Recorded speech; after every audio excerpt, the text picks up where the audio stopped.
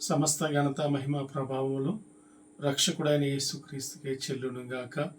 ఈ యొక్క ఉదయకాలం యొక్క దేవుని మాటలు వింటున్న వారందరికీ యేసయ్య నామంలో ప్రత్యేకమైన వందనాలు తెలియజేస్తున్న ఈరోజు దేవుని యొక్క మాట యోవేలు గ్రంథం 2 అధ్యాయం 12వ వచనంలో, మీ దేవుడైన యెహోవా కరుణా వాత్సల్యములు గలవాడని ఈ దిన వాక్యముగా మనం చదువుకోవడానికి పరిశుద్ధాత్మ దేవుడు మనకు ఎంతగానో సహాయం చేశారండి. మనం ఆరాధిస్తున్న దేవుడు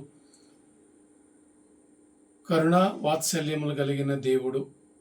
పిల్లరా, ఎన్నోసార్లు మనం సమస్యల కోసం, ఇబ్బందుల కోసం, అనేకమైన అవసరాల కోసం దేవుని సన్నిధిలో మనం ప్రార్థన చేస్తూ ఉంటాం. పిల్లరా, ప్రార్థన చేసినప్పుడల్లా దేవుడు మనల్ని మన ప్రార్థన ఆలకించి మన పైన చల్లని చూపించి తప్పనిసరిగా ప్రతి ఒక్కరి అవసరాలు తీర్చే కరుణా వాత్సల్యం గల దేవుడే ఈరోజు నేను ప్రకటిస్తున్న నజరేయుడైన యేసు క్రీస్తు.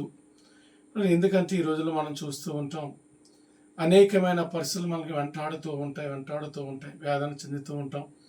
దేవుడి కార్యం చేస్తాడా చేయడని ఎన్నోసార్లు మనం వేదన చెందుతూ ఉంటాం, కన్నీటితో ఆయన పాదాలు కడుగుతూ ఉంటాం.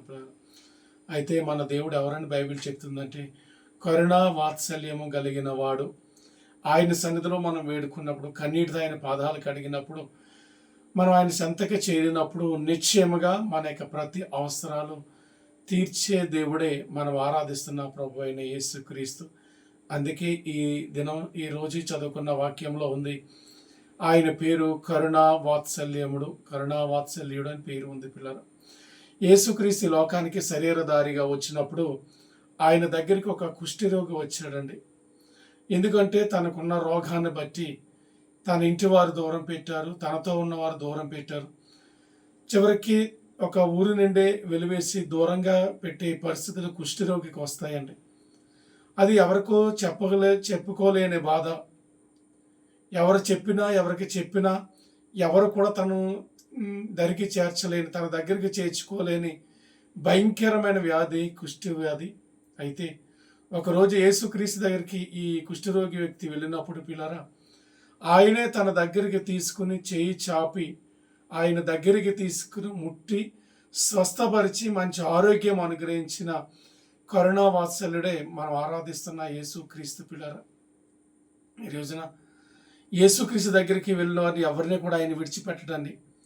కుష్ఠరోగినే ఆయన ముట్టి స్వస్థపరిచాడంటే ఒకసారి ఆయనలో ఉన్న కరుణను ఒకసారి మనం ఆలోచన చేసుకుందాం. పిల్లరా, ఈరోజు మనుషులే మనల్ని చాలాసార్లు మనం దూరం పెట్టేస్తూ ఉంటారు. మన అన్న వాళ్ళే దూరం పెట్టేసే పరిస్థితి ఎన్నో మనం చూస్తూ ఉంటాం. కానీ అక్కడ ఆ వ్యక్తిని గురించి మనం చూసినట్లయితే ఎవరు కూడా ఆయన్ని ఆదరించలేని పరిస్థితి, ఎవరు దగ్గరికి చేర్చుకోలేని పరిస్థితి, ఎవరు కనీసం మాట్లాడలేని పరిస్థితి. ఆ వ్యక్తి ఆ గ్రామంలోకో, మనుషుల సంఘంలోనికో, మనుషుల్లోకి, సమాజంలోకి వస్తే ప్రజలందరూ కూడా దూరంగా పారిపోయే పరిస్థితి.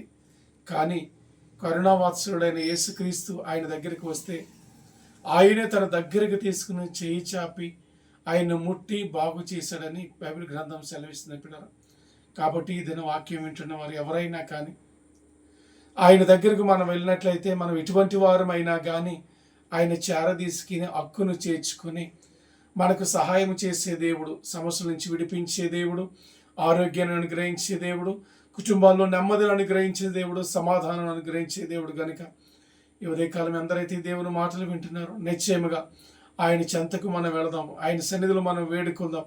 ఎందుకంటే ఆయనకున్న పేరును కరుణావాత్సల్యుడు అండి. కరుణావాత్సల్యుడు, కుష్ఠరోగినే చేరదీసి బాగు చేసిన దేవుడు ఈరోజు మనల్ని కూడా బాగు చేయగల మంచి దేవుడు, కరుణావాత్సల్యుడు గలవాడు. కనుక ఆయనకి సన్నిధి వెళదాం, ఆయన నమ్ముకుందాం, ఆయన ఆరాధిద్దాం. దేవుడు మనల్ని, మన కుటుంబాల్ని ఆయన కరుణావాత్సల్యం మనపై చూపి నిశ్చయంగా మనల్ని, మన కుటుంబాన్ని దేవుడు ఆశీర్వదిస్తాడు.